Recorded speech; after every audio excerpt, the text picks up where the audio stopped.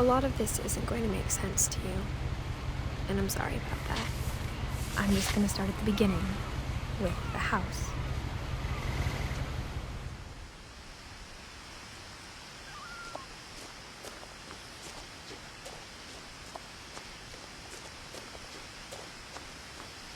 I lived here until I was 11, but I wasn't allowed inside half the rooms.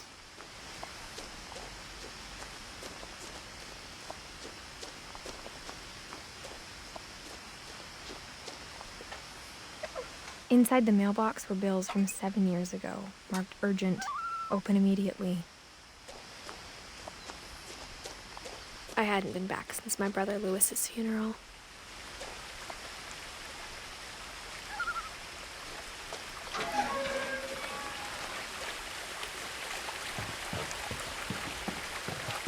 In her will, my mother left me a key, but didn't tell me what it unlocked.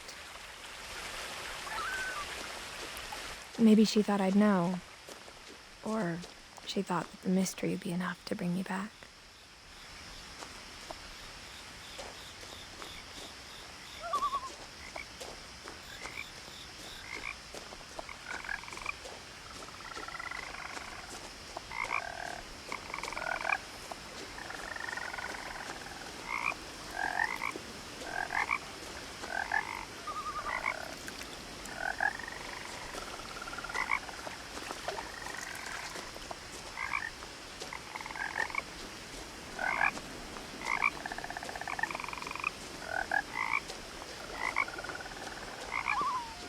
The truth is, even after I inherited the house, I never thought I'd come back to it. But now I had questions about my family that only the house knew the answers to. The woods around the house have always been uncomfortably silent, as if they're about to say something but never do.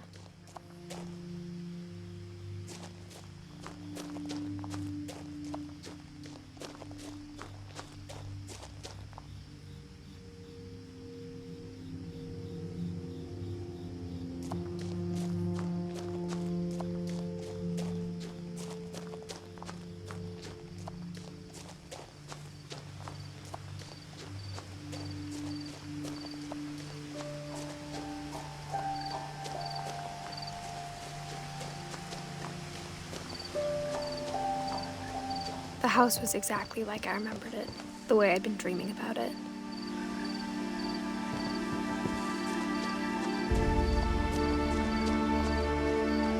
As a child, the house made me uncomfortable in a way I couldn't put into words. Now, as a 17-year-old, I knew exactly what those words were. I was afraid of the house.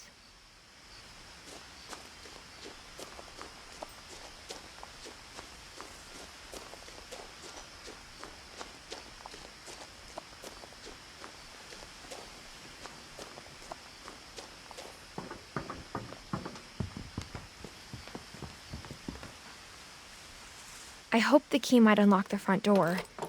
It didn't.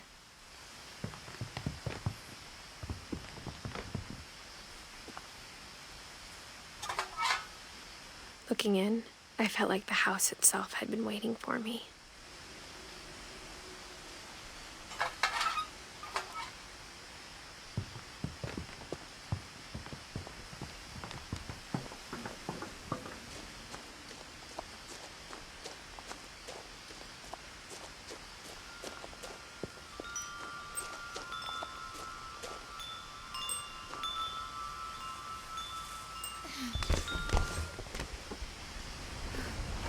Crawling through the doggy door used to be a lot easier when I was 11.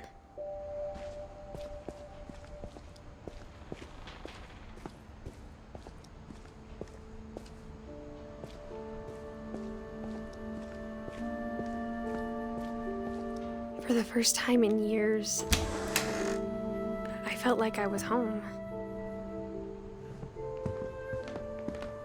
But instead of a family, there were just memories of one.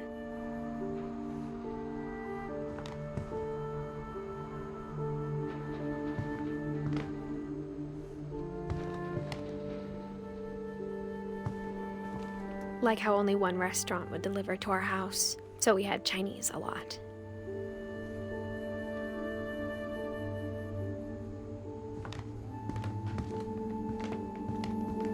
Or how after Louis started working at the cannery, we all got sick of eating salmon. Except our cat, Molly.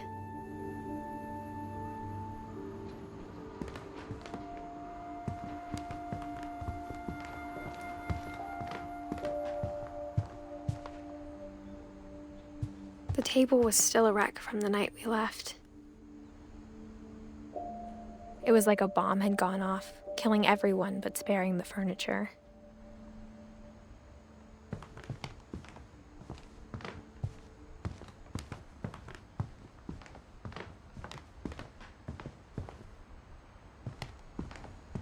Nothing in the house looked abnormal. There was just too much of it, like a smile with too many teeth.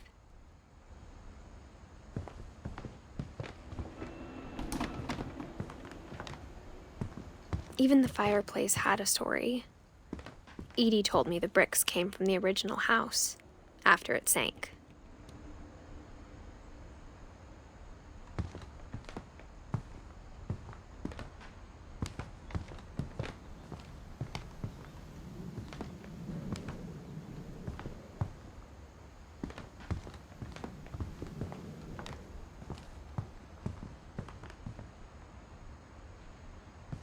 Mom always told me to stay out of the basement, so I wasn't too surprised when the key didn't fit.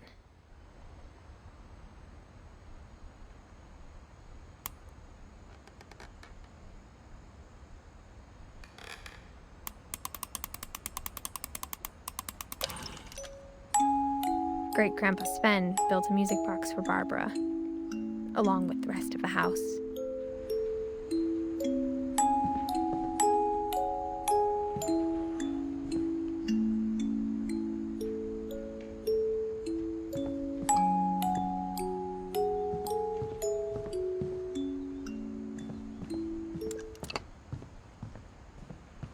My mom wasn't much of an optimist, but she never stopped believing that my brother Milton was alive.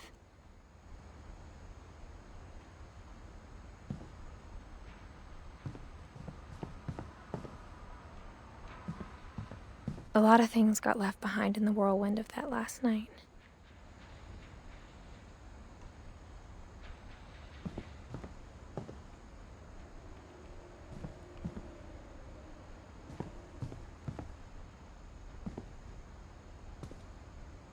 After Milton disappeared, Mom sealed up all the bedrooms.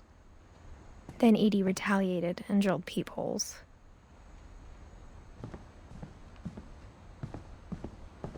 Whenever people ask me about my family, the first thing they always want to know about is Barbara.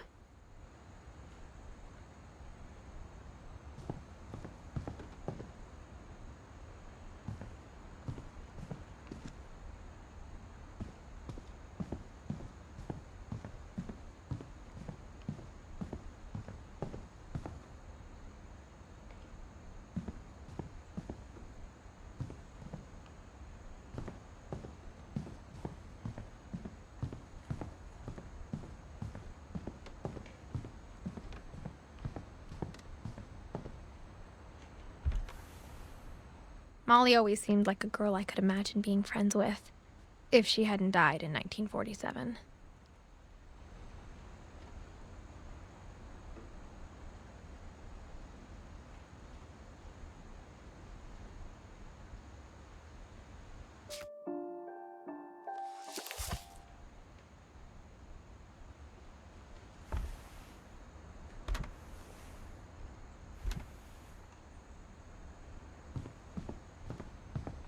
I spent a lot of time playing in Great Uncle Walter's room.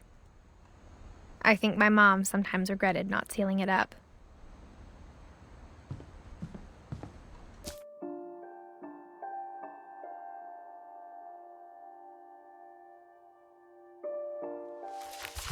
Louis told me there were secret passages, but I never believed him.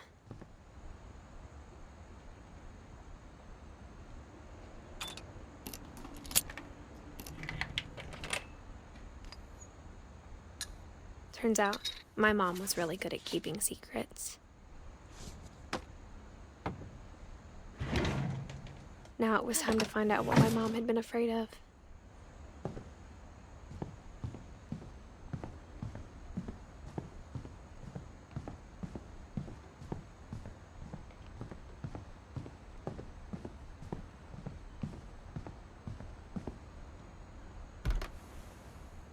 The last time I was in Edith Sr.'s room, I was 10 and she was painting my portrait.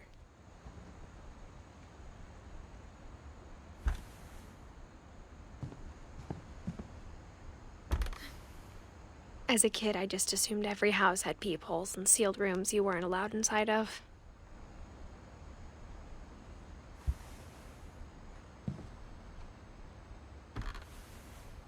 My Grandpa Sam spent 7 years sharing a room with his dead brother, Calvin.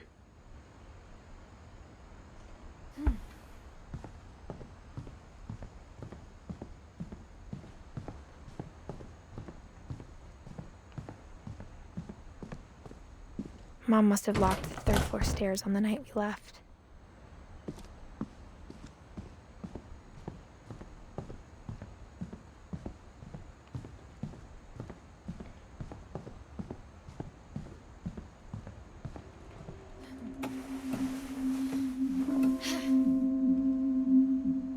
Reading this, maybe it sounds like I had a plan.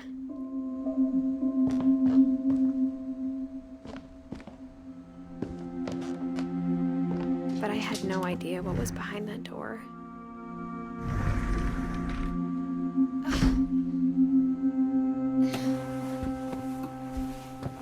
Just like I had no idea where all this was gonna lead.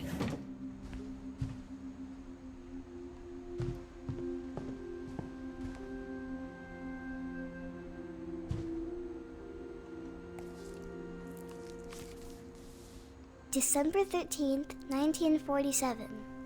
Dear Diary, I'll be gone soon, but I wanted to tell somebody about what's gonna happen. It started when Mom sent me to bed without dinner. I woke up and I was starving, so I looked around for something to eat.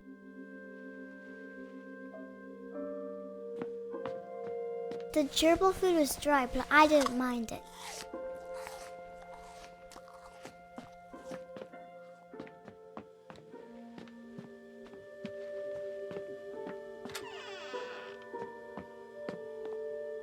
I kept eating and eating.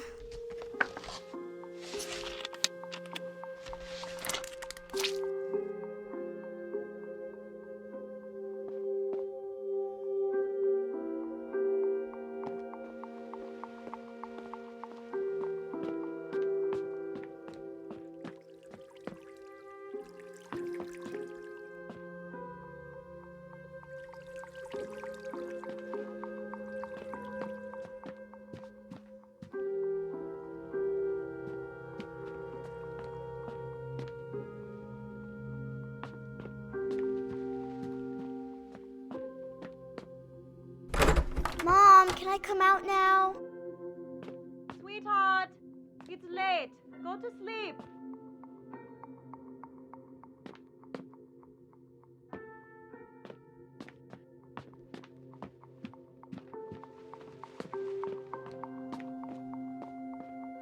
I ate a lot of things that night.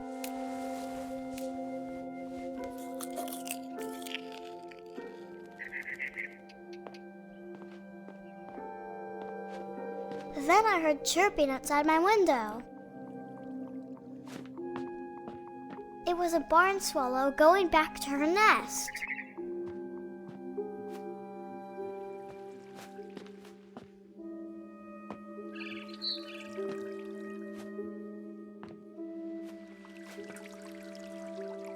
I thought about eating Christopher, but I held back.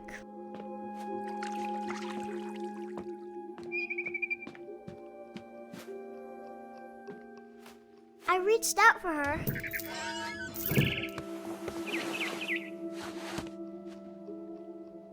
And suddenly, I was a cat.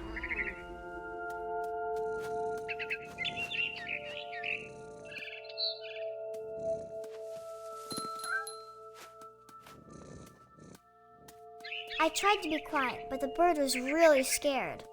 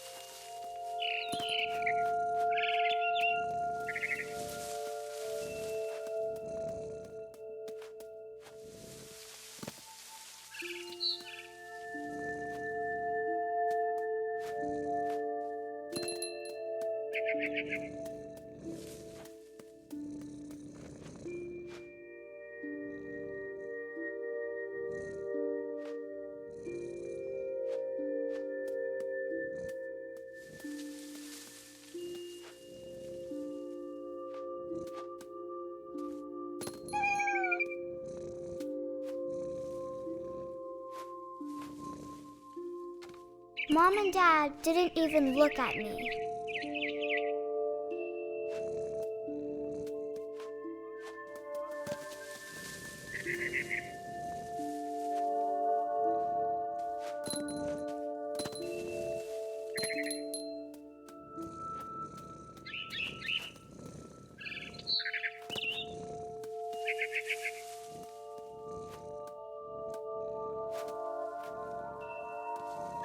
The babies were all gone.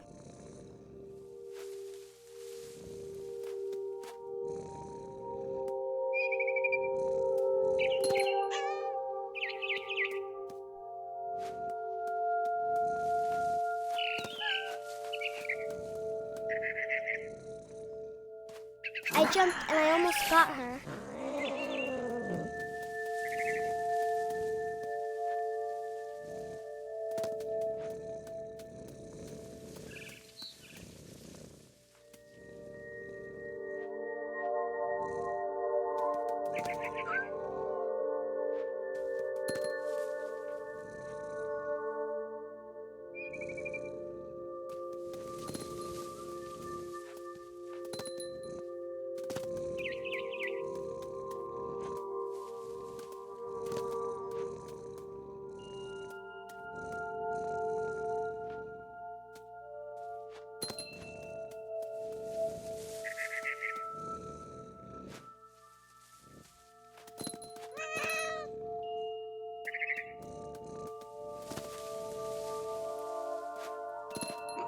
I could tell she was getting really tired.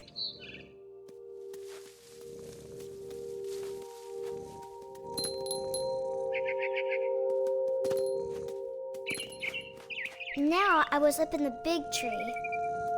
I promised Dad I wouldn't climb it anymore. All I cared about was eating that mama bird.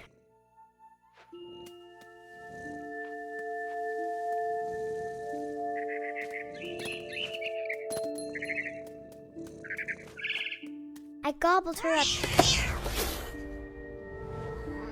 And suddenly, I was an owl. First, all I heard was the wind. Then I heard little teeth nibbling in the grass.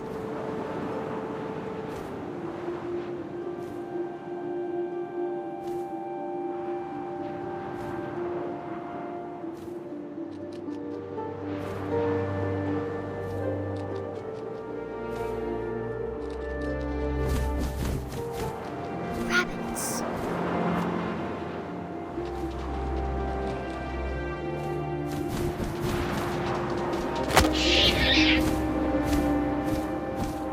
I imagined his face looking up and seeing mine through my talons. I swallowed him up, and I didn't chew one bit. Then I flew off to find something bigger.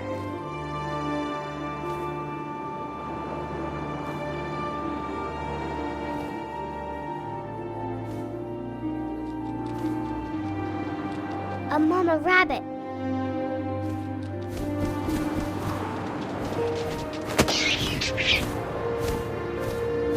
She was almost too big to carry.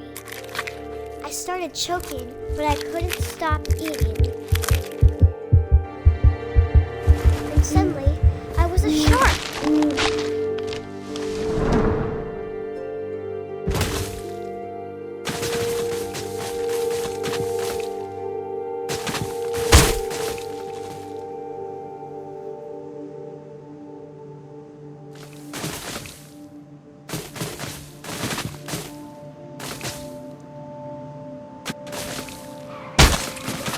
I rolled off a cliff and into the ocean. Now, I was hungrier than ever.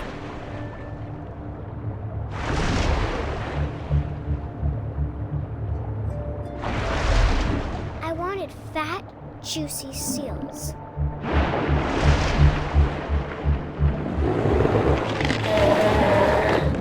I tore off her flipper, and it tasted really good.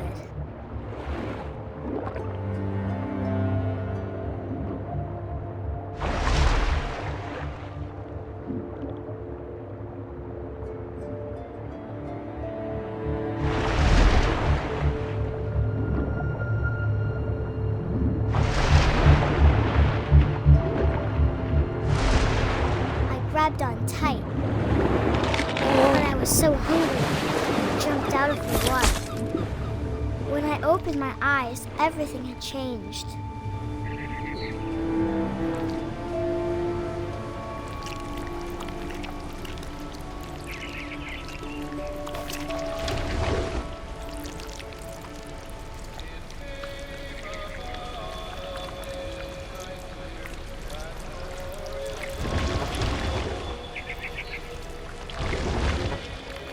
Now I was a monster. I smelled people everywhere.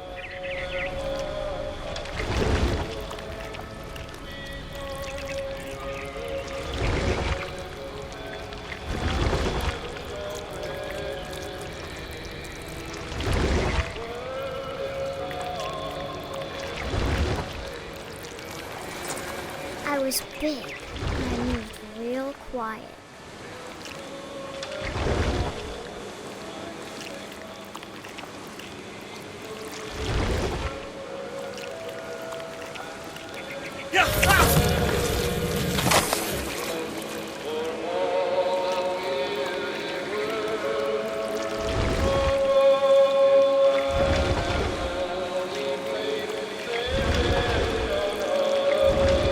I wanted to stop, but also I didn't.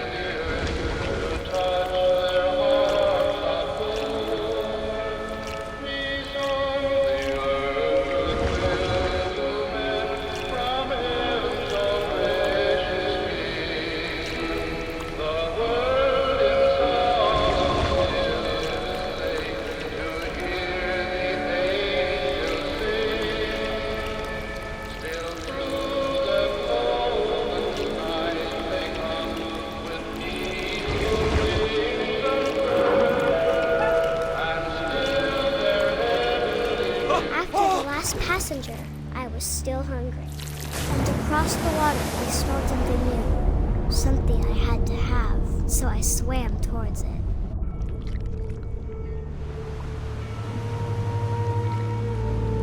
I slithered onto the sand, and the good smell went into an old pipe.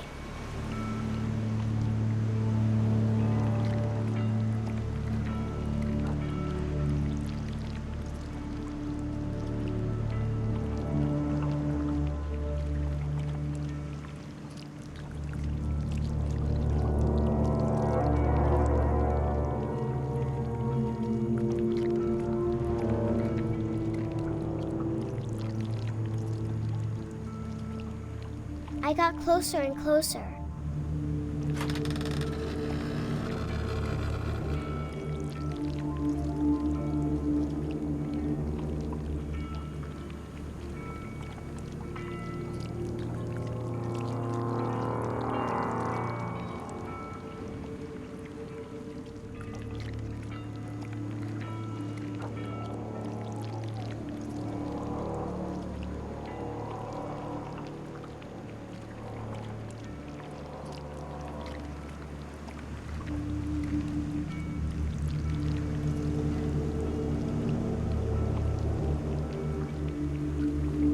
All my stomach started growling.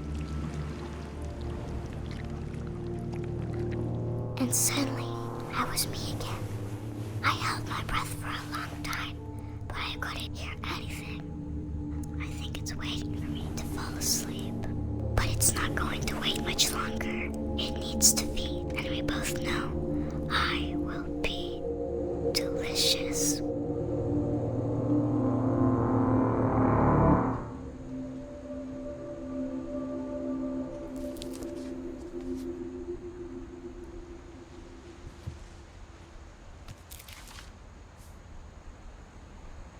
I'm not sure if I believed all of that, but I'm sure Edie would have.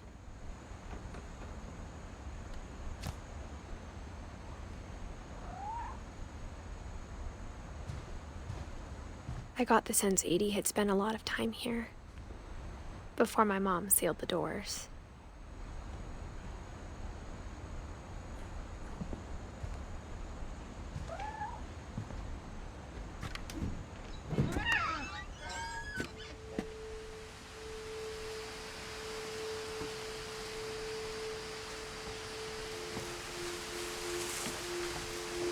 This will be obvious later, but my mom never told me any of these stories. Edie would have, but Mom didn't like bringing up the past. Though, when we adopted a stray kitten, she was the one who named it Molly.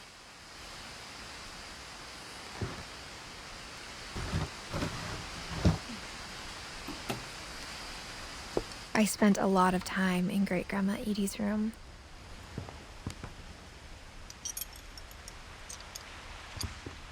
Louis died a week before we left, but Edie had already started to memorialize him. Edie knit me a new pair of gloves every year, just in time to replace the old ones.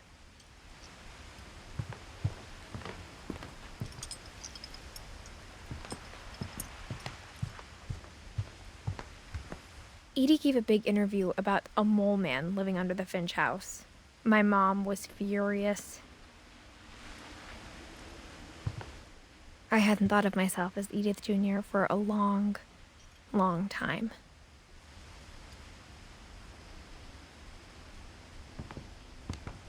One summer, they evacuated the island, but Edie refused to go. For a few weeks, she was a celebrity.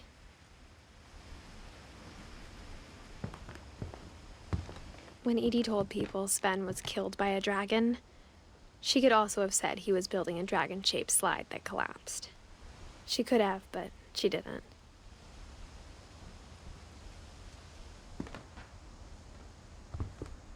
Even in her 90s, sometimes Edie seemed a lot younger than my mother.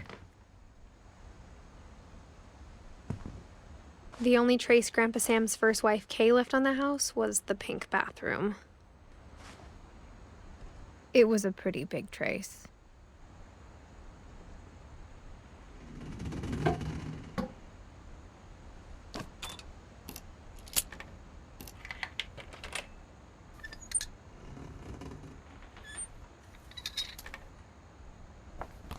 There's a secret in this bathroom. It's in the last place you would look. It isn't in the cupboard. It's hidden in this book.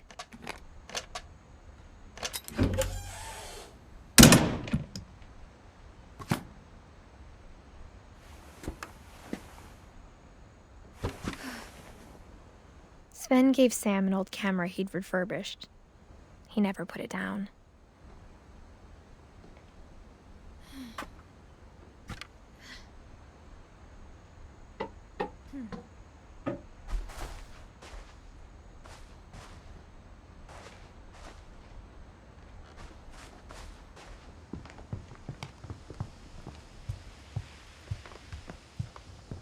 Her room was like a museum.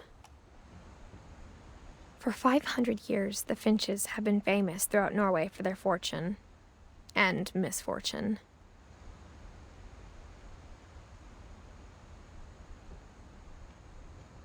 Odin Finch buries the latest victims of the family curse, his wife Ingeborg and their newborn son, Johan.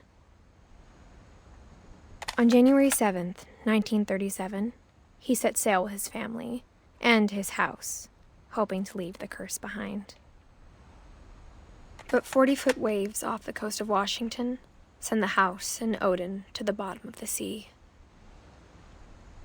Odin's daughter Edie with husband Sven and baby Molly, step ashore on their new home, Orcas Island.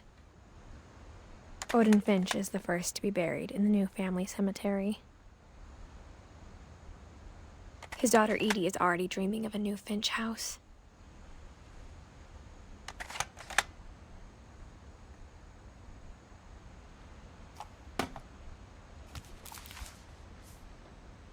Whatever's wrong with this family, it goes back a long ways.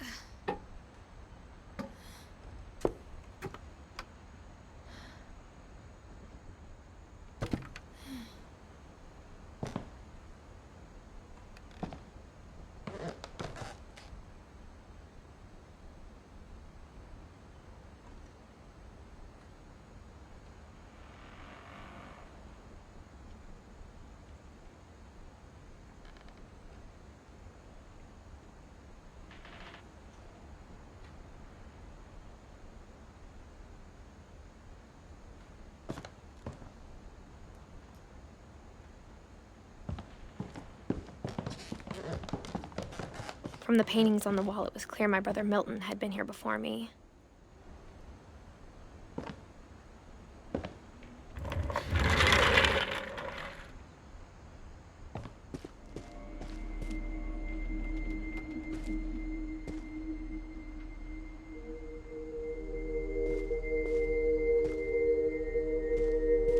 I knew Grandpa Sam had a twin,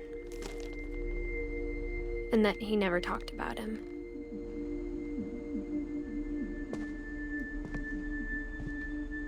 I guess my grandpa didn't like history any more than my mom did.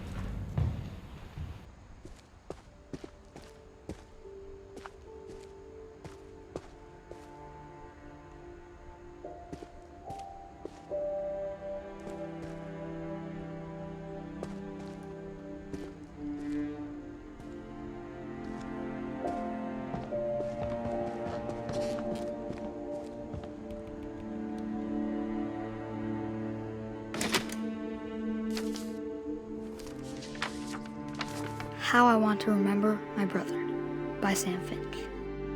The thing I remember is that when he made up his mind, that was it. My brother said he'd die before he ate another mushroom, and he did.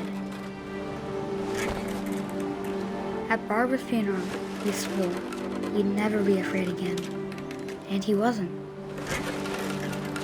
I think Calvin always wanted to fly. Sam! Calvin!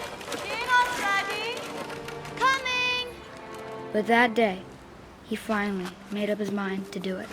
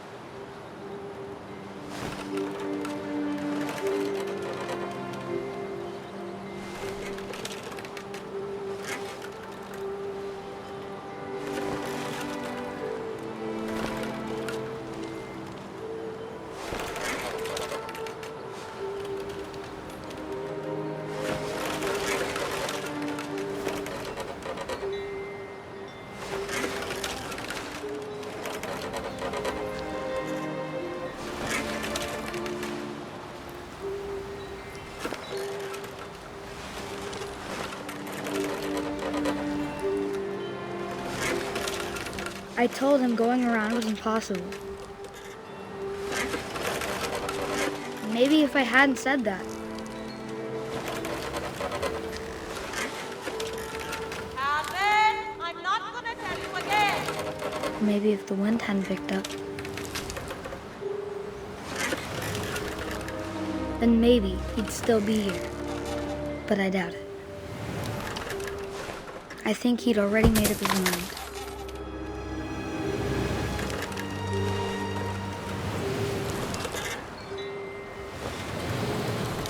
That's what I want to remember about my brother.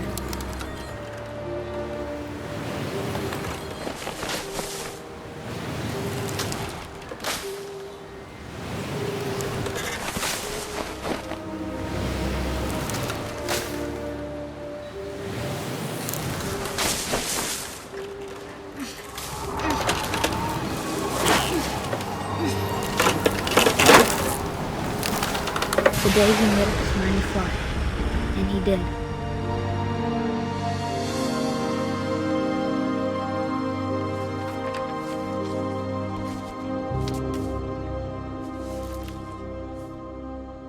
Calvin's story felt strangely familiar.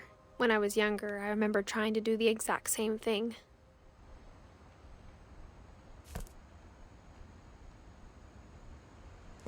After the funeral, Edie roped off Calvin's half of the room.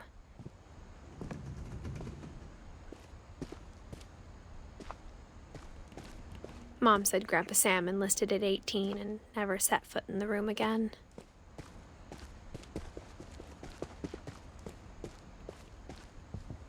The passages were a pretty tight fit. They'd obviously been built for smaller hands and bellies.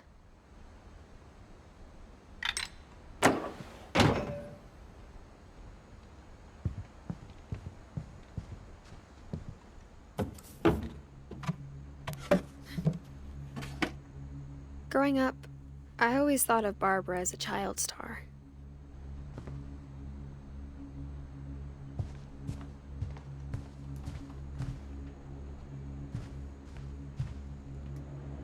I never thought about how hard it must have been for her afterwards.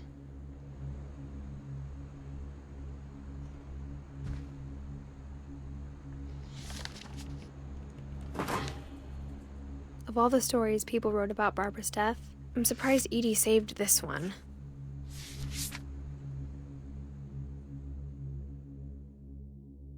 Old Jack here with another ghastly tale inspired by America's most unfortunate family. I'm calling it The Surprise Ending of Barbara Finch. As a child star, Barbara was famous for her scream. Now at 16, she was all washed up. A has-been. But in a lucky break, she'd been asked to perform her signature scream at a local convention for monster movie fans. It was just the boost her career needed. Unfortunately, her scream hadn't aged well. Getting better. I think you just need the right motivation. Her biggest fan and current boyfriend, Rick, was about to demonstrate when... Now that was a great scream. It was Barbara's father, Sven. He'd slipped into a table saw and had to be rushed to the emergency room. So Barbara got stuck babysitting her youngest brother, Walter. Her convention comeback was canceled. Okay, I'm hearing frustration, but I'm not hearing terror. What if I tried... A gang of hoodlums in Halloween masks have been terrorizing Orcas Island tonight. Police are urging residents to... That came from the basement. You're right! Also, I loved your delivery on that. Why is your basement door locked? Because my dad likes making puzzles and secret passages. There's a key hidden in the music box. The secret is to keep winding and winding until finally the key pops out. Thanks, babe. I'll be back in a sec. 20 minutes later, Rick hadn't returned. So Barbara went to look for him, right on cue. She reached for the music box.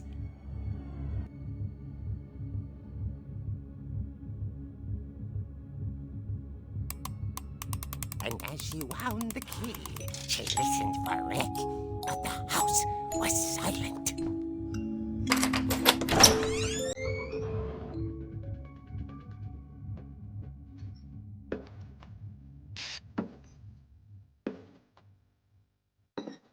She found Rick's crutch and imagined the worst.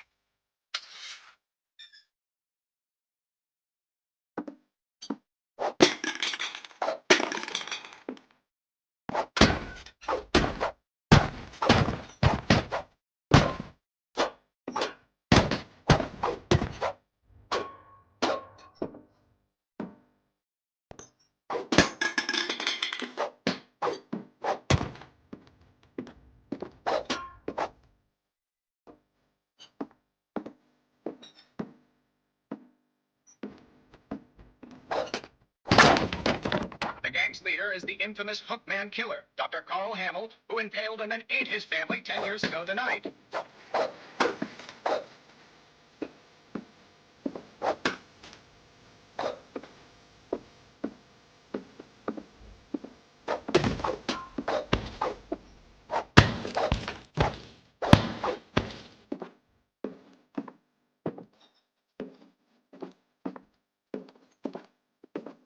The old fridge rattled and grew still.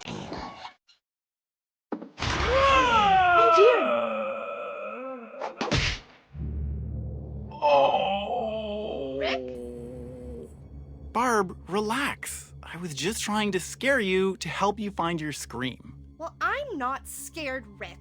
I'm furious. Then act furious. All I'm getting from you now is that you're hurt and confused and She threw him out, but she kept a little something to remember him by. Barb, have you seen my other crutch? And she was still holding it when she fell asleep watching the late picture show. Hours later... Barbara! Walter, what's going on up there? Ah! Okay, I'm coming up, but if this is a trick, you're dead, Walter.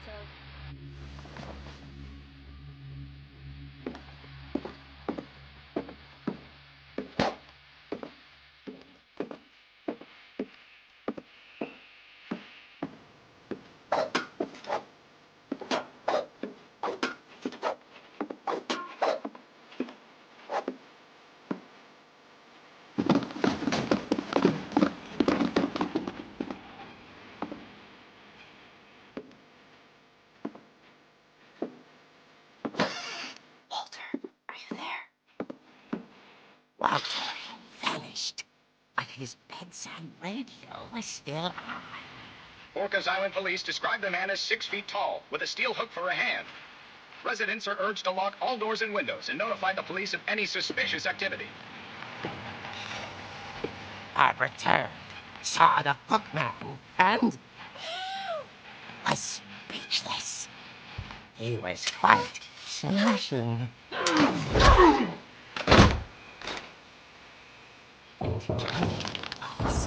He couldn't get enough of Barbara. Okay, Barbara, there's gotta be another way out of here.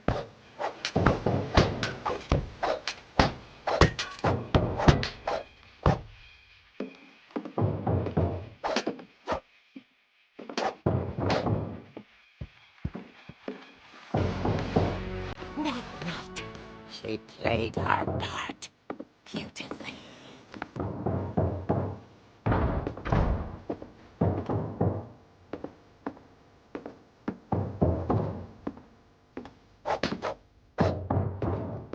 Molly's door hadn't been opened in years. The hinges groaned.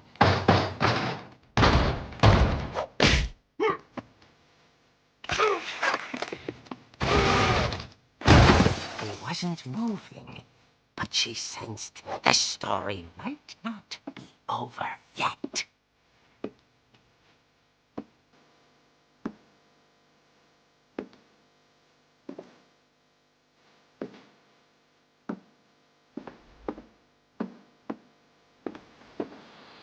The hookman had vanished. She listened for his breathing, but all she heard was...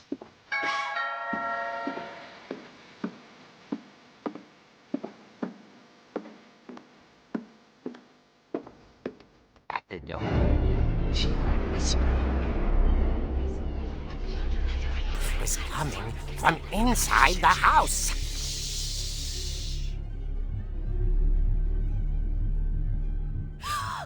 Oh dear. The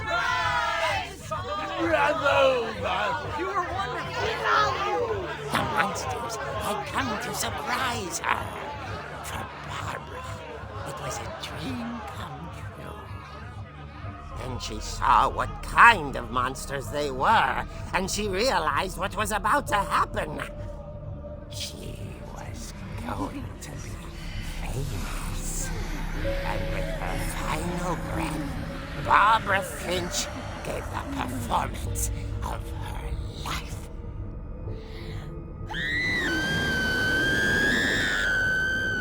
I wasn't there myself, but I hear Barbara was magnificent. Poor girl. She had a taste for stardom.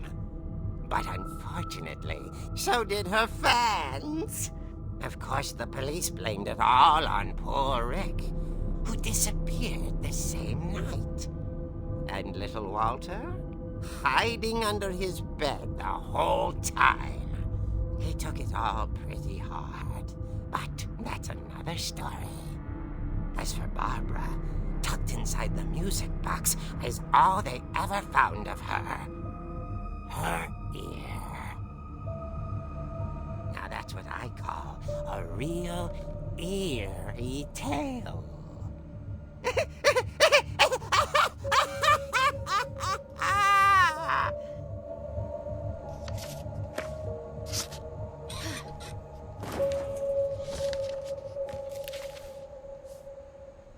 Edie told me all Barbara wanted was to be remembered, as absurd as that comic was.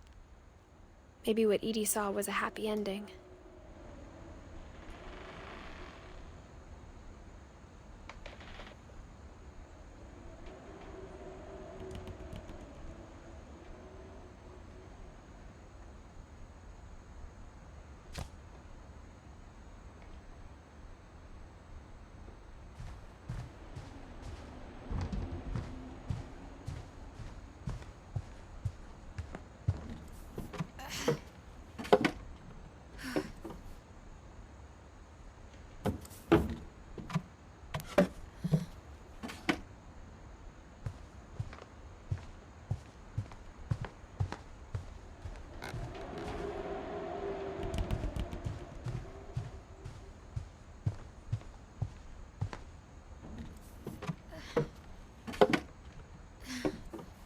I guess now I know why Mom didn't like me playing with the music box.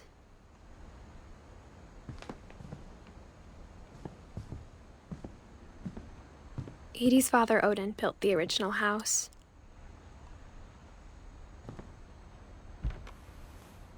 Barbara was a child star for 2 years, until America grew out of it. It's funny. All those times I played with the music box and never found the basement key.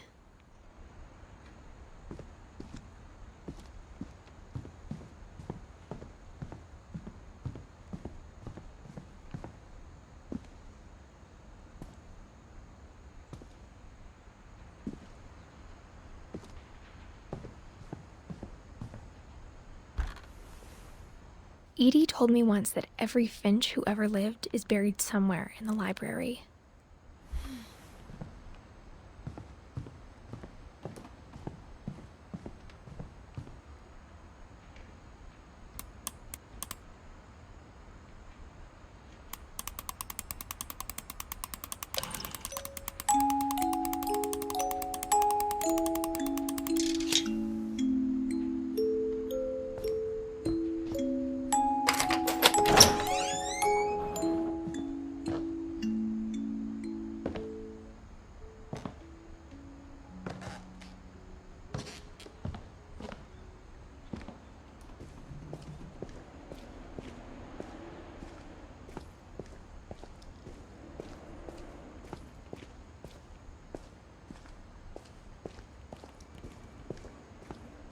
Mom said the basement was off limits, unless I wanted another tetanus shot.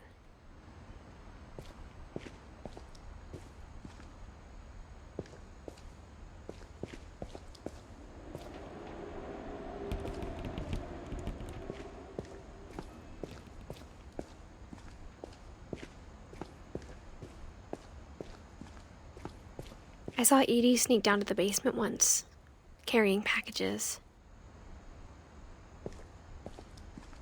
I thought maybe she was hiding presents.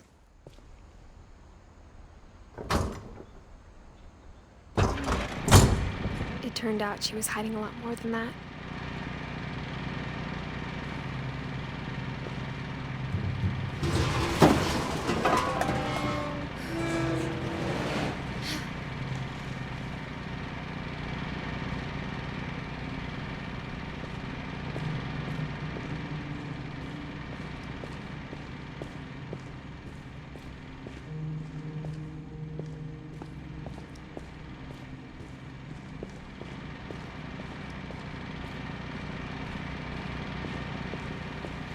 I remember asking Mom once about where Walter had gone. She said after Barbara died, he got as far away as he could. If there's a pattern in all these stories, I think it's that none of us has gotten very far.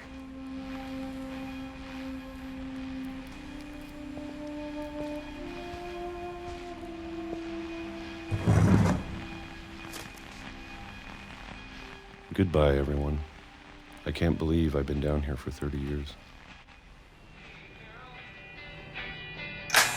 On that first day, after the shaking started, I didn't think I'd survive a week.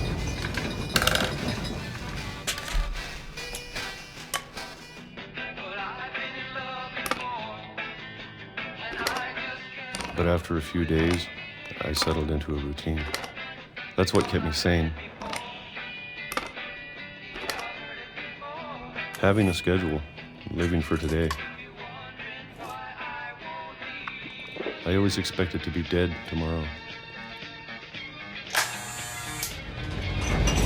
But if you wait long enough, you get used to anything.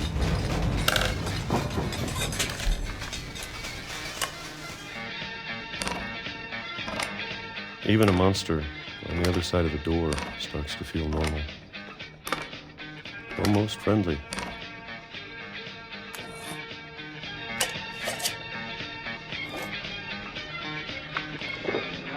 And then one day, everything just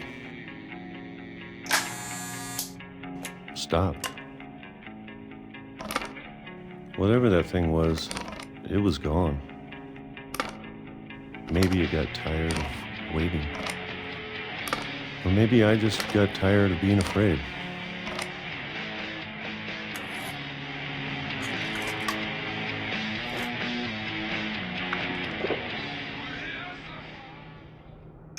It's been a week now, the longest in 30 years. I'm done waiting. I have to leave while I still can.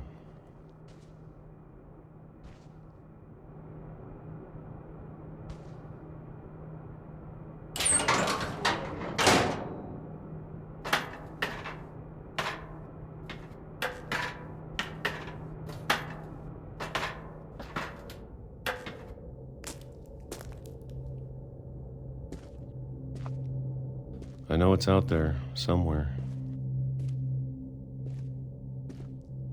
Whatever killed Barbara and Molly and Calvin.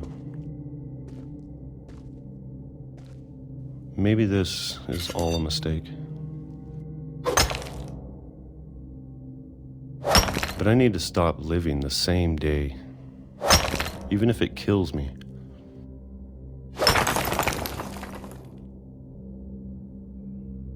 Whatever's out there, I want you to know I'm ready for it. I'm going to appreciate all of it, especially the food.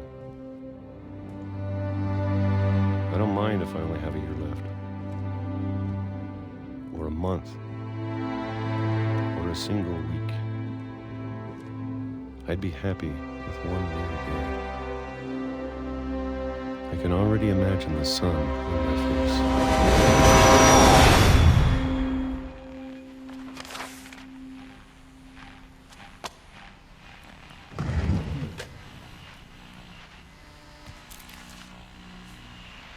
Walter died when I was 6. I can't believe my mom never told me he was down here.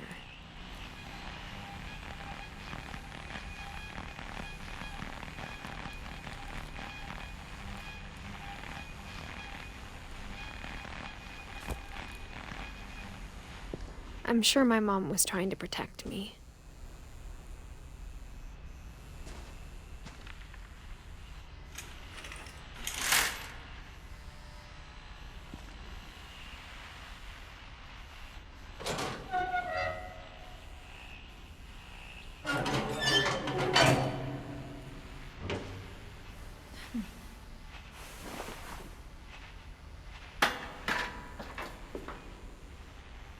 Maybe she was afraid I'd end up like Walter. But if she never told me about an uncle under the house, I can only imagine what else she was hiding. I don't want to make the same mistakes she made.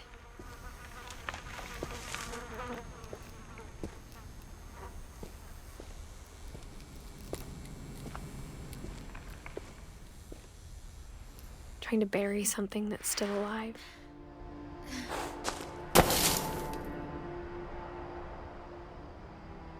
Now that there's only one of us left, or maybe 2, I thought it was time I heard the stories for myself and found out what happened to everyone else. But now I'm worried the stories themselves might be the problem. Maybe we believed so much in a family curse, we made it real.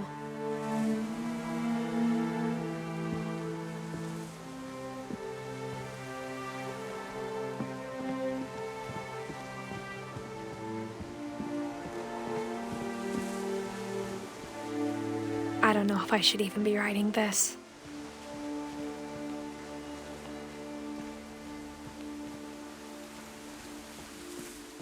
Maybe it'd be better if all this just died with me.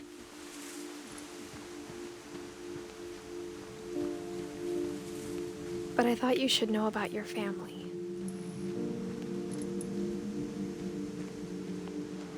And the history you're a part of.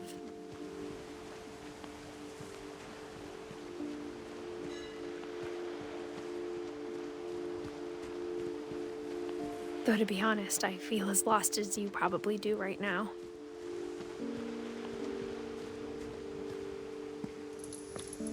I think the people in these stories believed them, for what that's worth.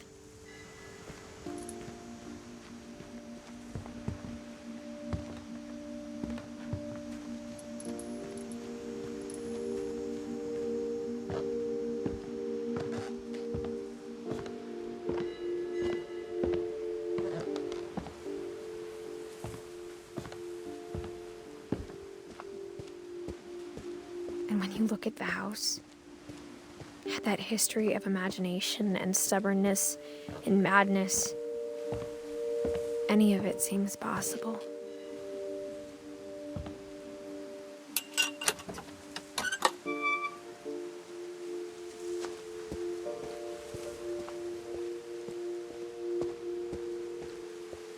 I think we've been surrounded by death for so long, we've just gotten used to it. What kind of family finishes building a cemetery before starting the house?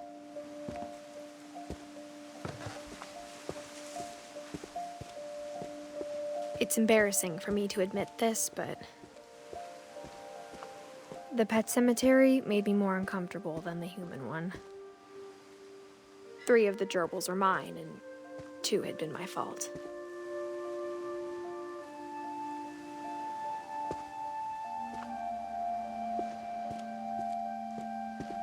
Sven built the house, but it was Edith who designed the cemetery.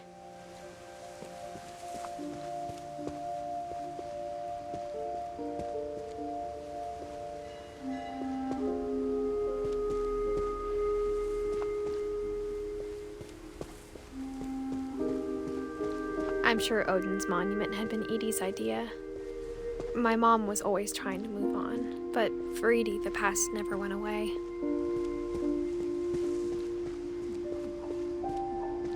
She could see it poking out of the water at low tide.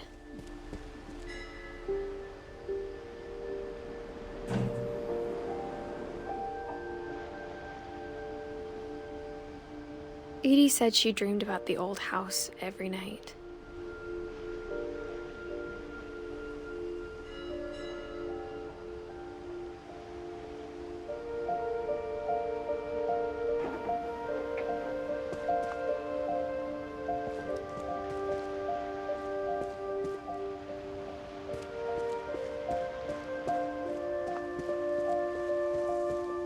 Edie's side was always easier for me to understand.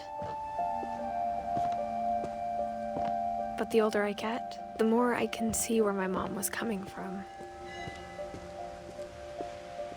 Her dad had been pretty strict, but it wasn't enough to save her brothers. She was just trying to do better.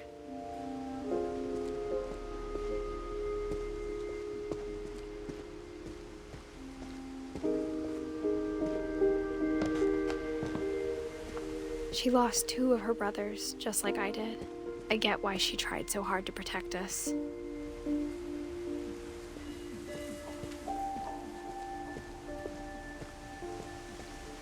There's so many things I wish I could ask my mom now. Part of me thinks this is what she wanted all along. For me to come back someday and find everything out for myself.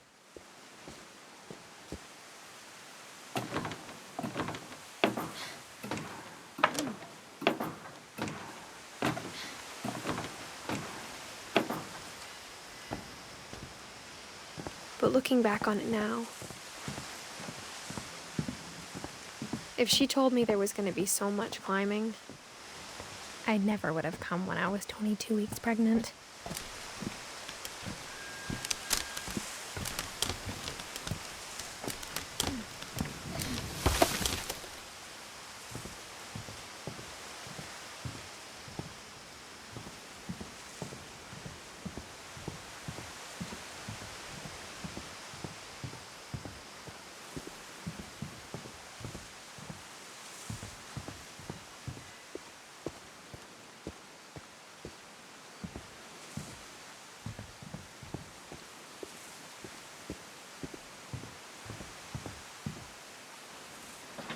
I never met Grandpa Sam, but I think he and my mom had a lot in common.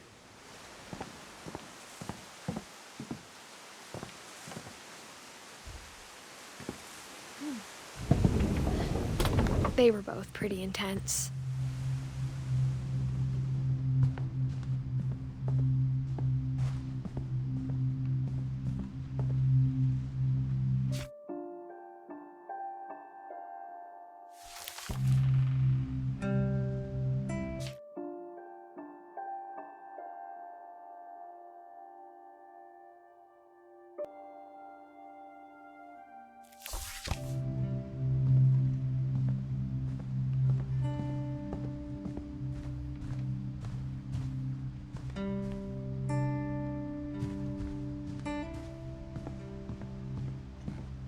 Instead of hiding from death, Sam seemed to go out of his way to meet it.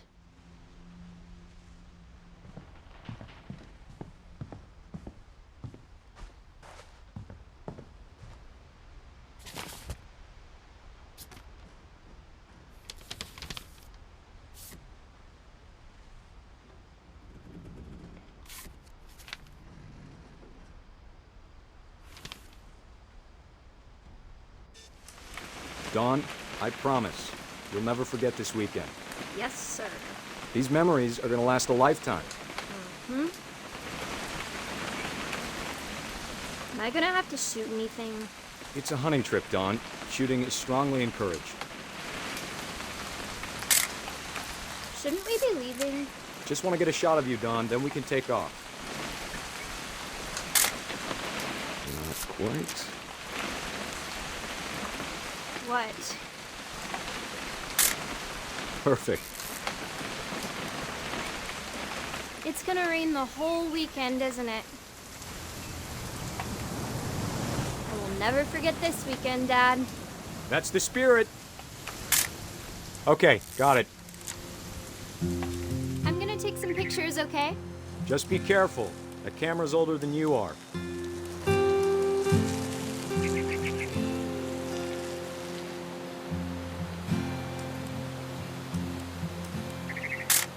You're right, Dad. It's starting to clear up. Still freezing, though.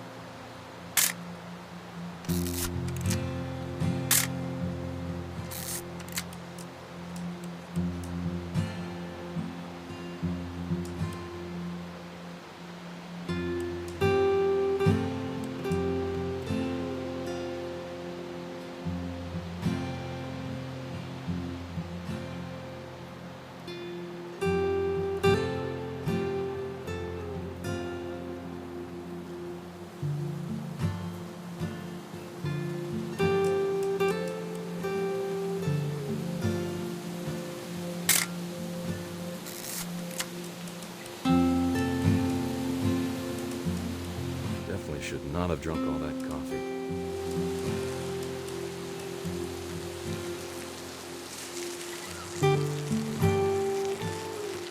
Nothing quite like being outside. Hey! That's a keeper. I'm just saying, I'm not always gonna be here, Dawn. You'll need to remember this stuff, if you want to survive. I'll be fine, Dad. You know who else thought he was gonna be fine? Some guy who died. Dawn, I'm being serious. I know, Dad.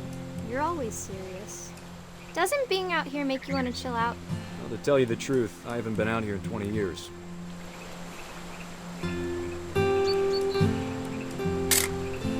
Dawn, don't you think you could find something more interesting to photograph? Last time I was with my brother Calvin. Man, that was a great trip. Your grandpa Sven taught us how to fish, how to build a fire.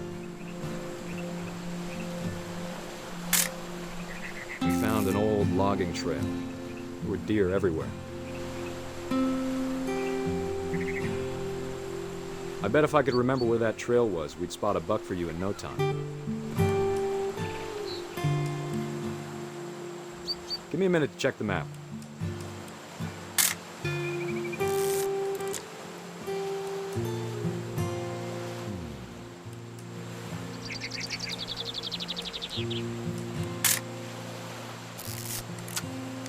Let's see.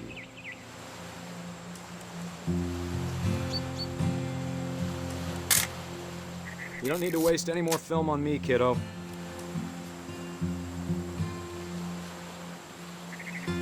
Maybe.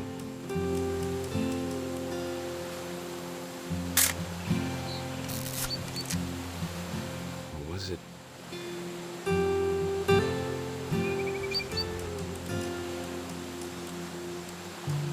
It could have been.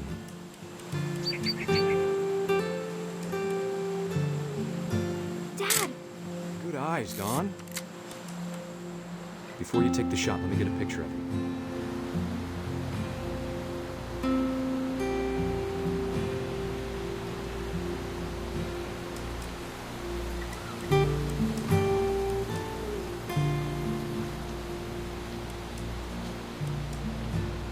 Dad, I...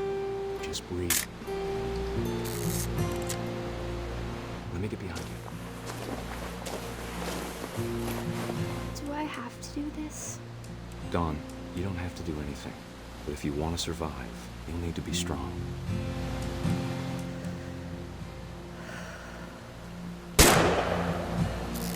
Great shot, Don.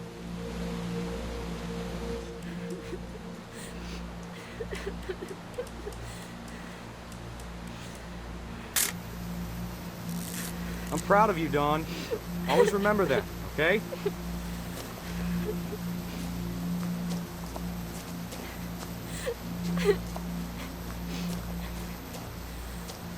Sorry, Don. Just gotta reset the timer.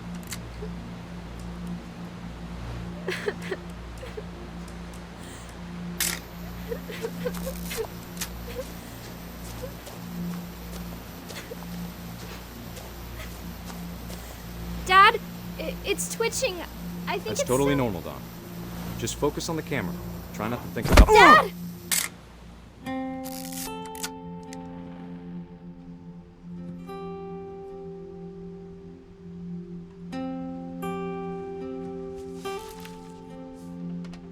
Of all these stories, that's the one I wish most that my mom had told me.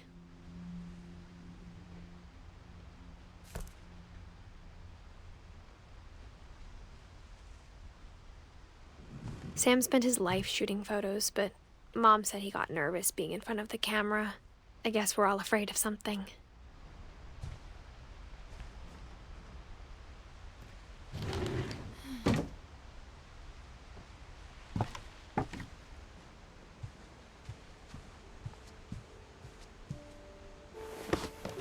After Sam died, my mom and Edie got really close. They'd both lost a lot.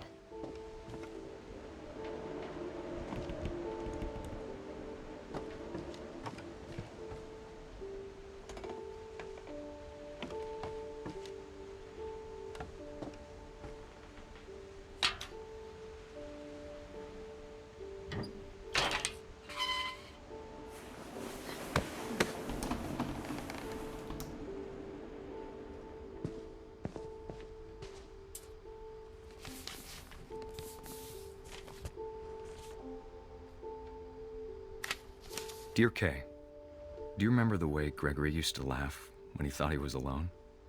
Like something funny was happening, but only he could see it.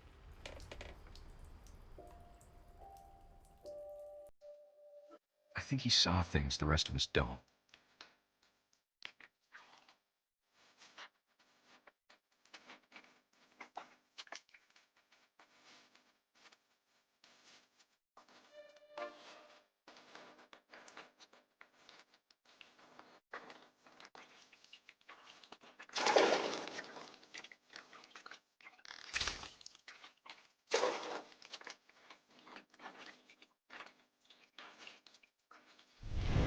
Over, Gregory. It's time to... Hold on, sweetie. Hello? Sam, I told you I don't want to talk right now. I wonder what he saw. What his world was like.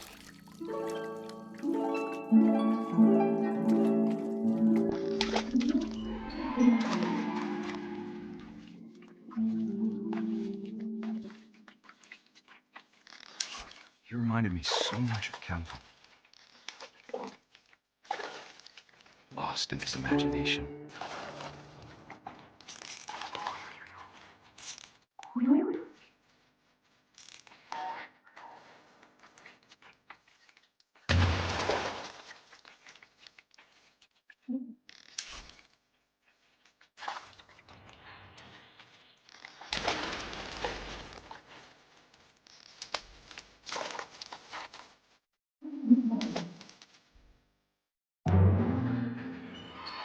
I know how silly it sounds.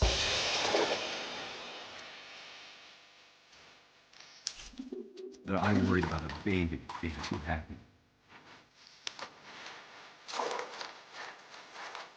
But I can feel him slipping away. Sorry about that, Gregory. I know you did everything you could. Maybe if I hadn't called that night. Damn it. Hold on, I don't want Gregory to hear this.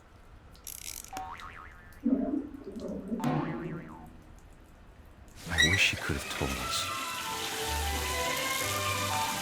about the world he saw.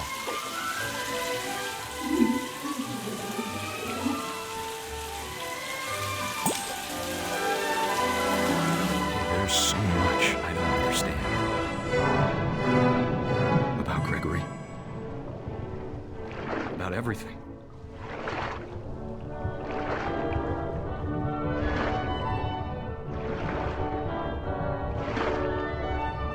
But I know what happened wasn't your fault.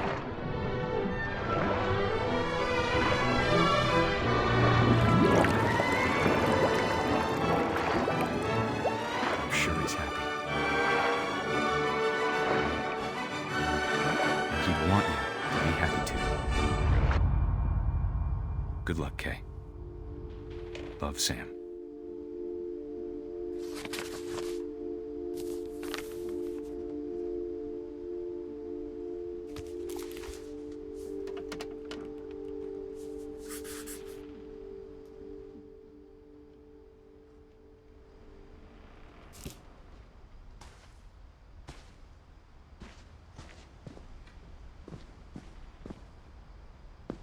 I can't imagine my mom ever writing poetry, and yet...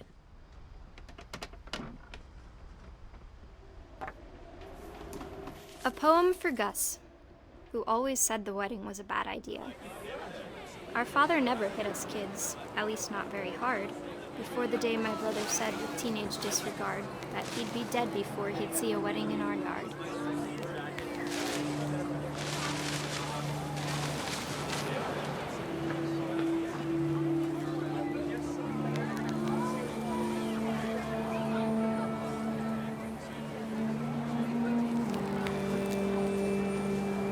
My father made him come, of course, but Gus stood far apart, just flew his kite and bottled up the storm inside his heart.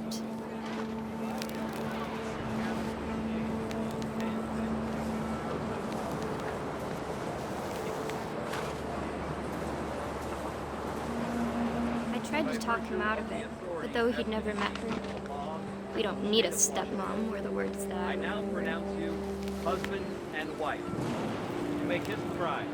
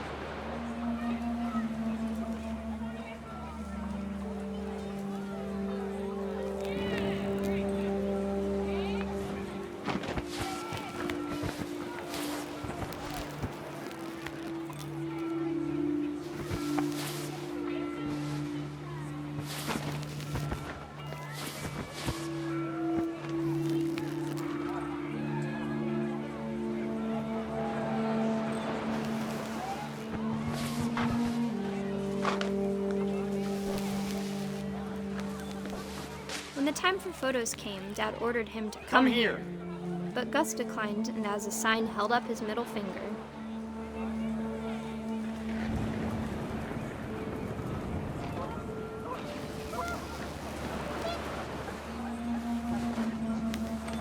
The wind picked up and panicked geese appeared and quickly went.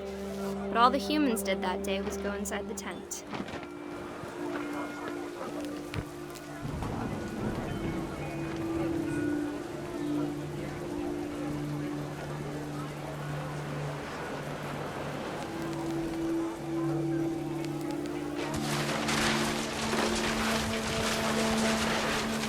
The rain came down in buckets then, but no one seemed afraid that nature might destroy the tent our dad had crudely made.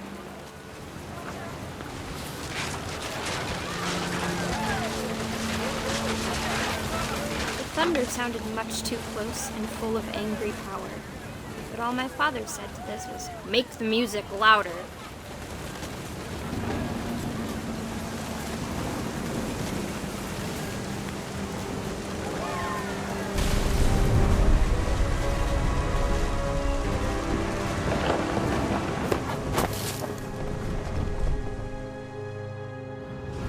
I wish that I could truly say I thought about you on that day.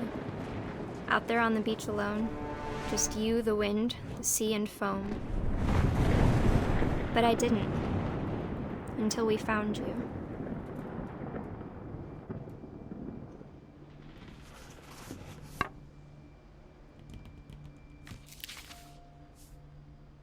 She never talked about him, but Mom told me once if I was a boy, they were going to name me Gus.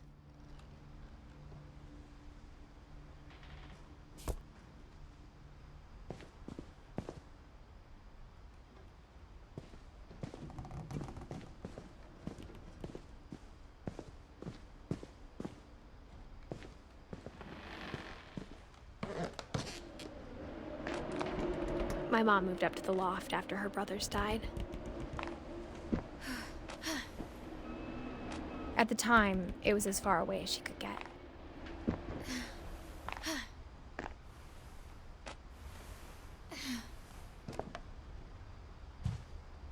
Religion was another thing my mom never talked about, but I think it helped her a lot after her dad died. She spent a summer building houses in Calcutta, where she met my dad, Sanjay.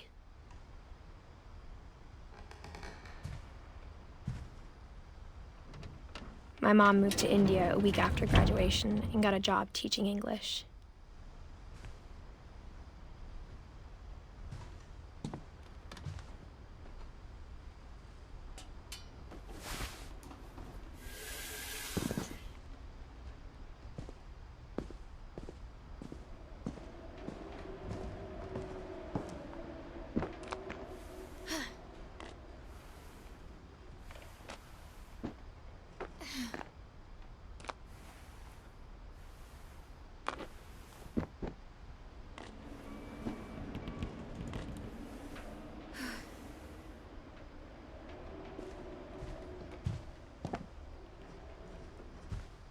Lewis was born a year later.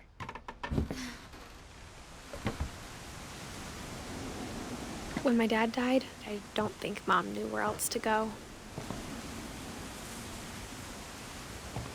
I'm sure Edie was happy to have her back.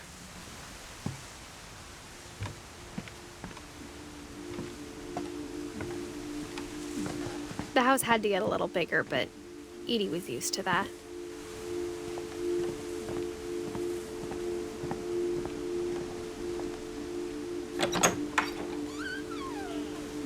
And for a while, things were good, almost normal.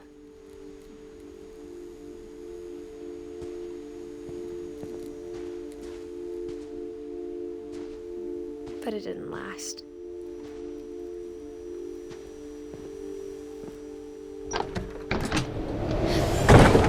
The beginning of the end was Milton's 10th birthday, when Edie gave him a castle.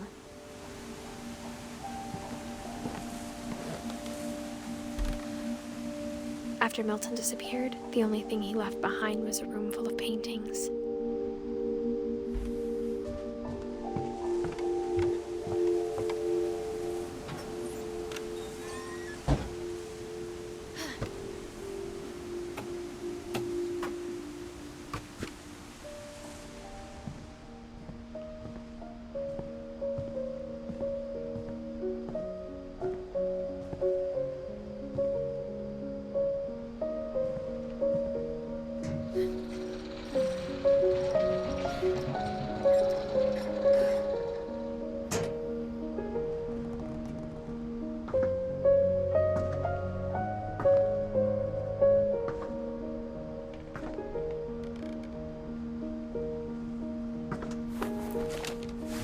Milton Finch in The Magic Paintbrush.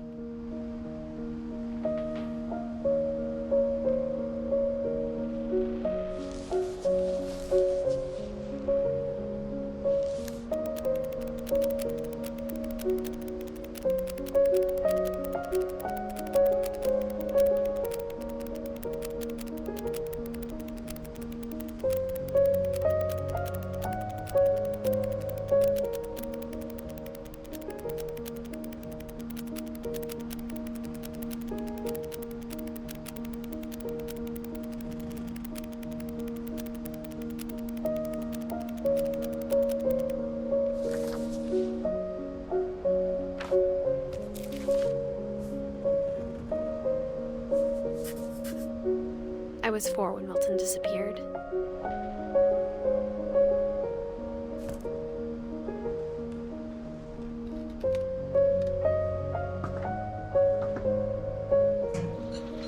Mom spent months searching for my brother. Then she sealed the doors.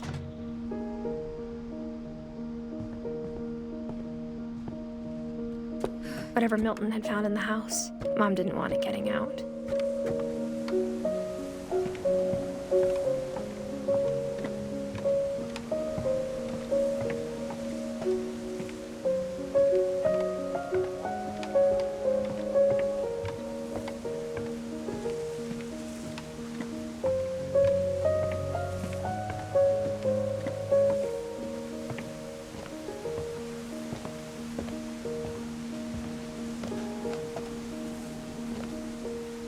Mom definitely blamed Edie, but I think Louis blamed himself.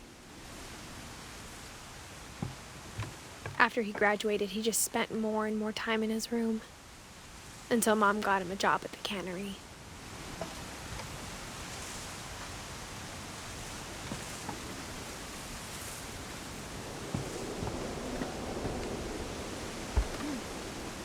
Everyone always told me to stay out of Louis's room, except Louis.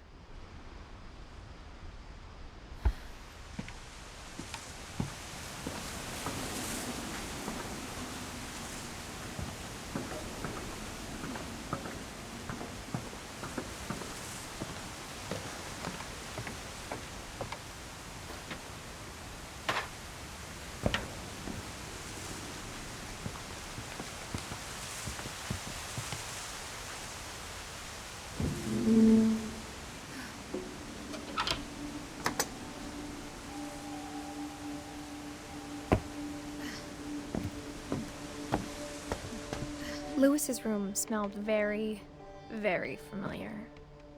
That part of him lived on. Louis and I spent a lot of time playing games together, but he was surprisingly bad at them. He died a lot.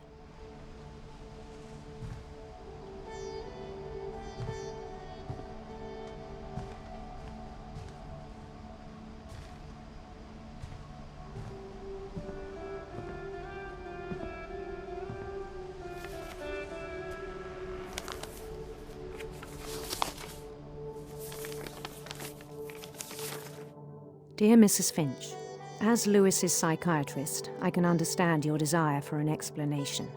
As I see it, the trouble began in January, shortly after we convinced your son to seek treatment for substance abuse.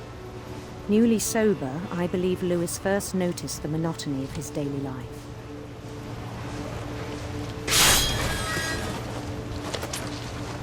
He kept working at the cannery. But he withdrew part of himself. In our sessions, I saw the same behavior. His mind began to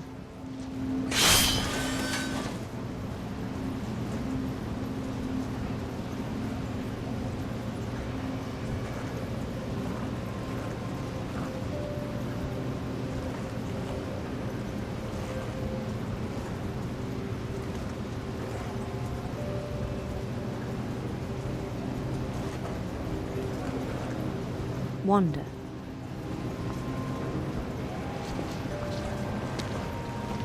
I asked him to describe it.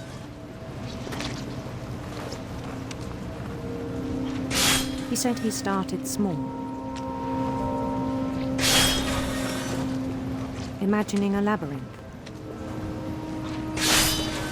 He'd feel his way about. Then something moved. Bats.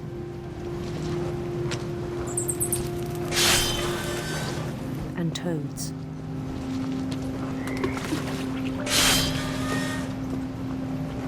And things that have not names.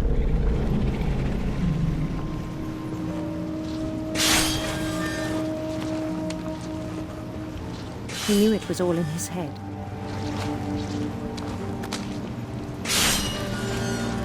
But he took it very seriously.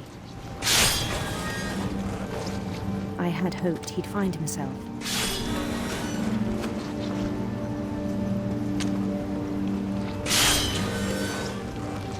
But he found something more. I worried about him then.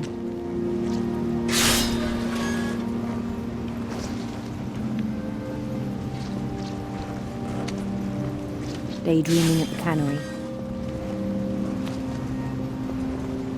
I spoke with his boss. But he said Lewis had become a model employee.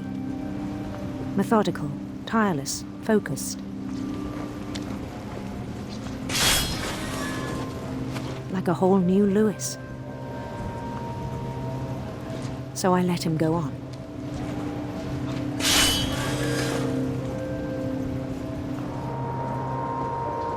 I even encouraged him. It seemed very promising at first. He told me he'd made a new friend.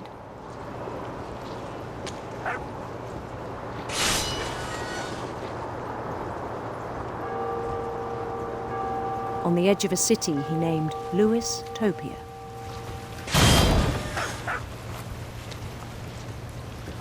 He built the city up slowly, brick by brick. Then he made musicians.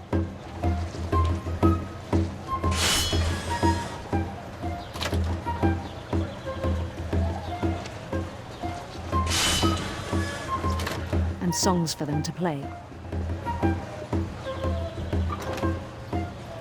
He talked about starting a band.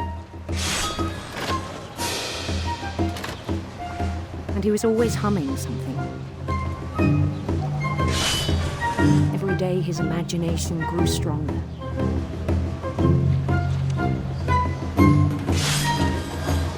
He no longer spoke at the cannery.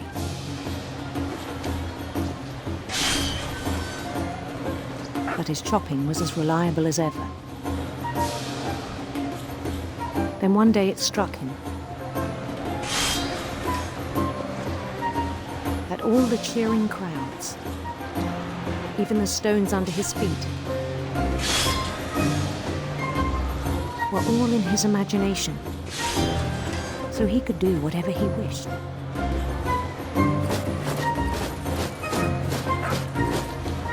He held an election for mayor.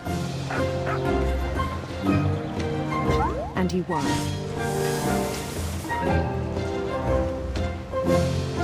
They begged him to stay, but his mind was already wandering.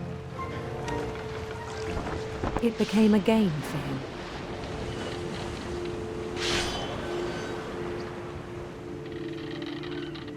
He'd conquer a city, then immediately push on.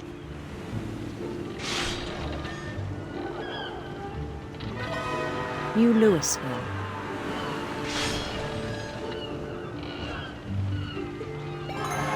St. Louis. He started drifting away from our reality.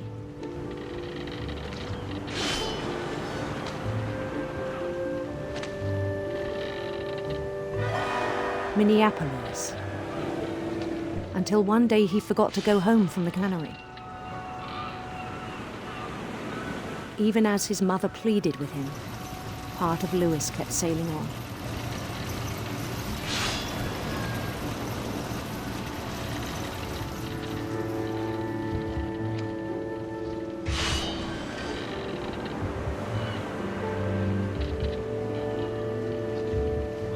In Lewisburg, he heard rumors of a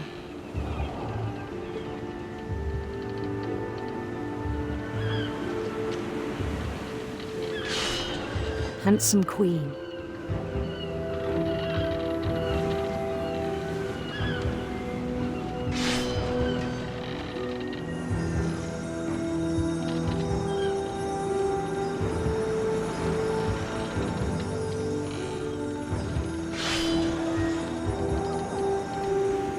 The queen was on her own quest for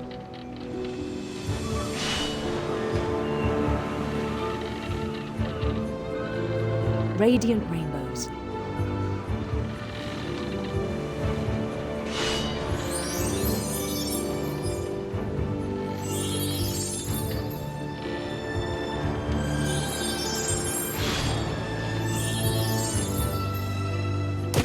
He followed the sound of her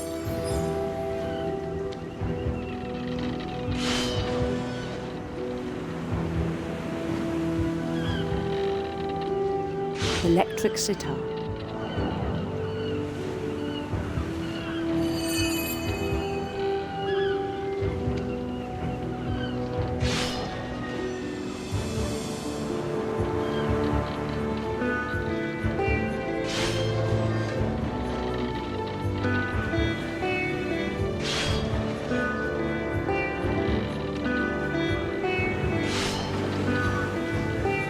His chase led him to a golden palace east of the sun and west of the moon.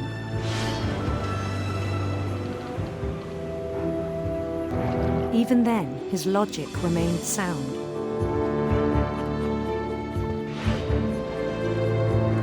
He knew the world was all in his imagination.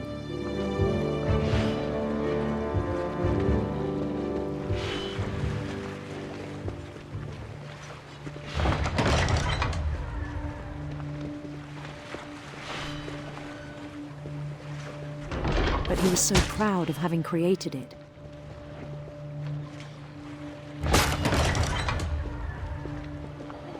In his own eyes, he'd become something greater than a king.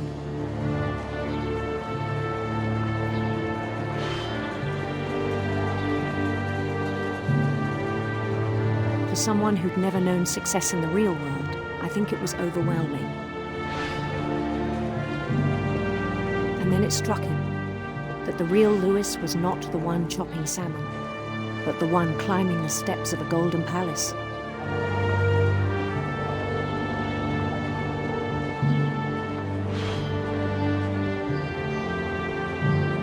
My imagination is as real as my body, he told me. It was hard to argue with him.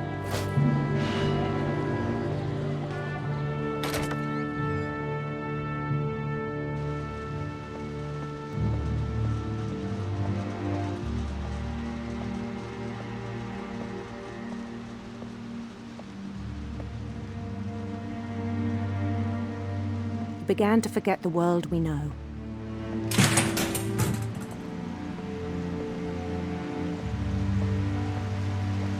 I think it pained him to remember Lewis, the cannery worker.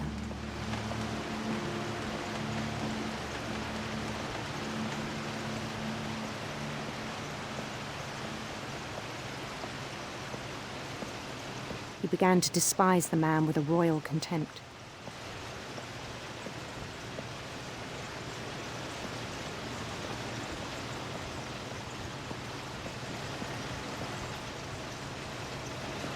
I still thought I could save him. Even after he said he was being crowned king over all the lands of wonder.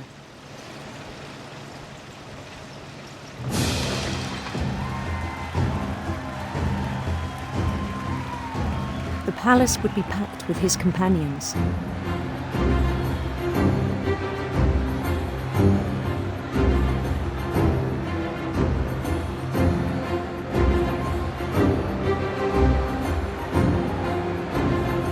Including the wise Calico who'd insisted on advising him.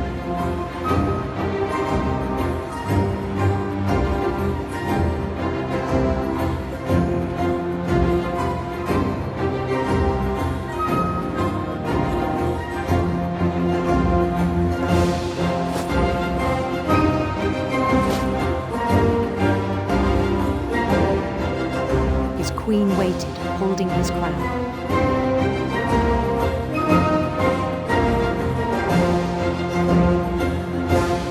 was only one thing left to do.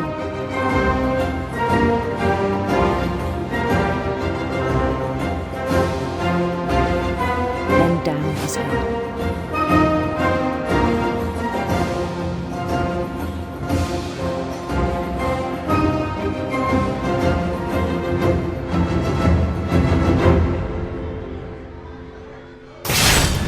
And the rest I think you know. Mrs. Finch, your son was a kind man who will be missed by all of us who knew him.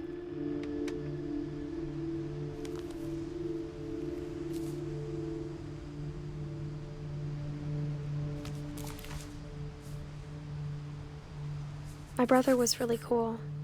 I wish you could have met him.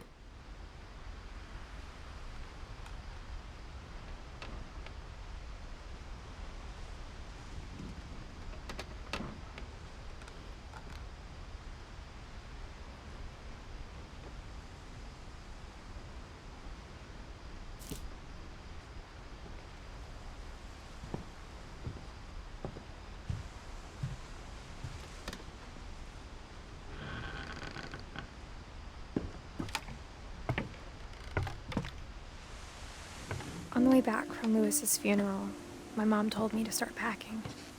She waited until the day before we left to tell Edie. I'm not sure if she wanted to make it easier or harder.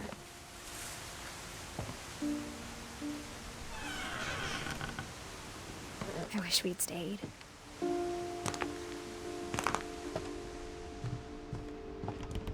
But I understand why we left.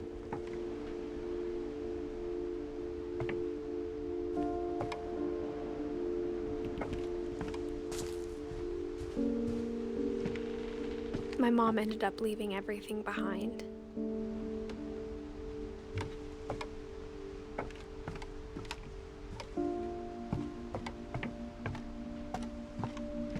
What happened that night had been coming for a long time. Maybe it should have come sooner.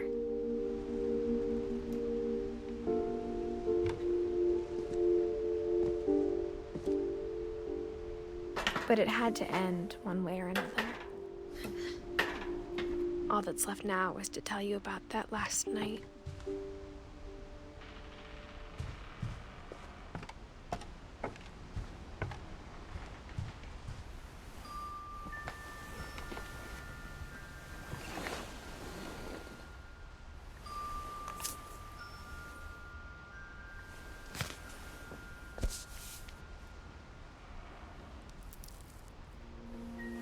That whole last day, Edie just watched us pack and didn't say a word. Until supper, when she raised her glass and said, "To our final night together, and all our final nights apart." Grandma, you know what I said about alcohol. Some of your medications are very Edith, specific. I left a present for you in the hallway. Why don't you go open it? The grown-ups have to argue now. I'm sorry, you're right. We're all leaving tomorrow. Let's just enjoy our last... I'm not leaving. Edith, you're excused.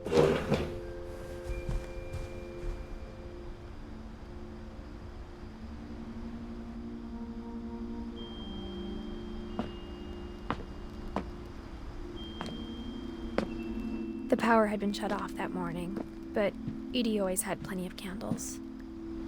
When my mom sealed the library, I don't think she knew about the other entrance. Or that Edie had a key to it.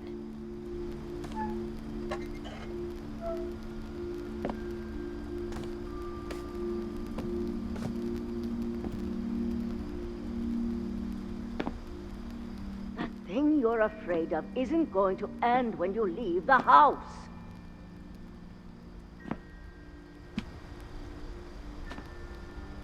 Edith has a right to know these stories. My children are dead because of your stories. I think it's best if Edith and I leave tonight. We'll have the nursing home send a van for you in the morning, okay?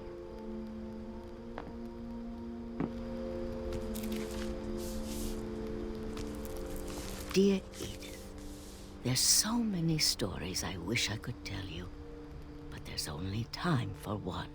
This is about what happened on the night you were born. that night, the tide went way, way out. It was the first and last time I ever saw the old house aground. There'd been an earthquake out in the middle of the ocean. They called it the lowest tide in 1,000 years. God, it smelled awful. You know, I've seen that house every day of my life. But I never thought I'd go back to it. When the fog rolled in, I lost my way.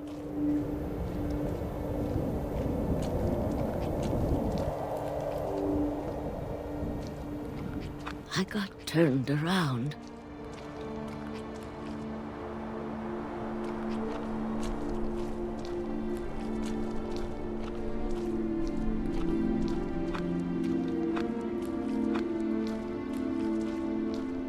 For a while, I wandered.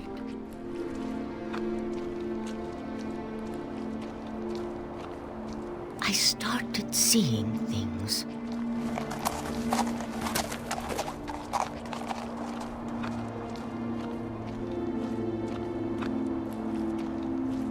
Things I'd forgotten had ever existed.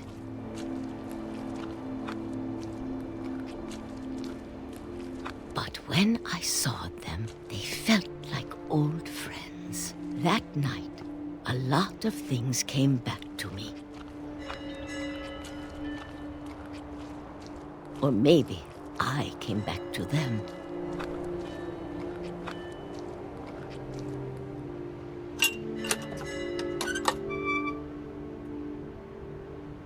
Things I can't explain, but that I need you to try and... Edith, what are you doing in here?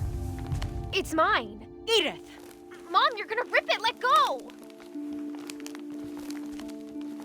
I kicked and screamed, but Mom dragged me to the car.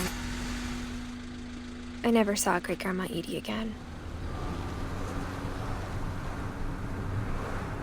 The next morning, the band came to pick her up, but she was already gone. After that, we moved around a lot.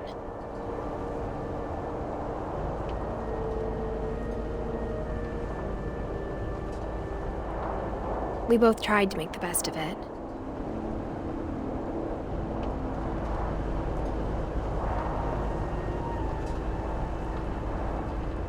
A few years went by.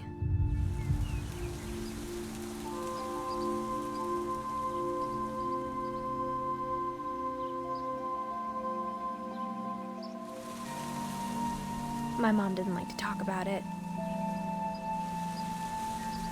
But she started getting sick a lot. The rest happened pretty quickly.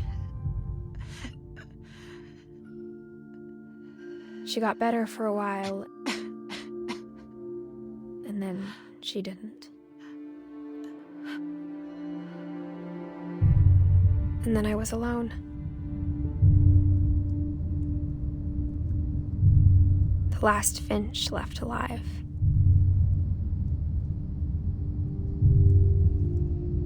Until I found out about you. I'm still not sure what to tell you about all this. If we lived forever, maybe we'd have time to understand things. But as it is, I think the best we can do is try to open our eyes. And appreciate how strange and brief all of this is.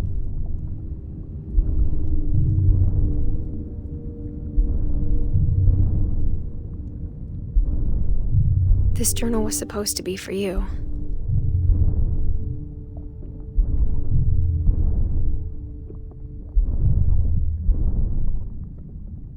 But now I hope you'll never see it.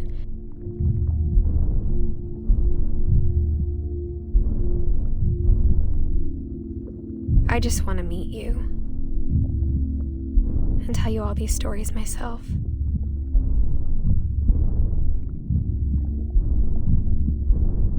But I guess if you're reading this now, Things didn't work out that way.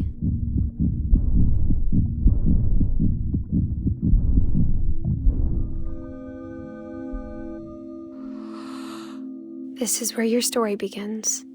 I'm sorry I won't be there to see it. It's a lot to ask, but I don't want you to be sad that I'm gone. I want you to be amazed that any of us ever had a chance to be here at all. Good luck.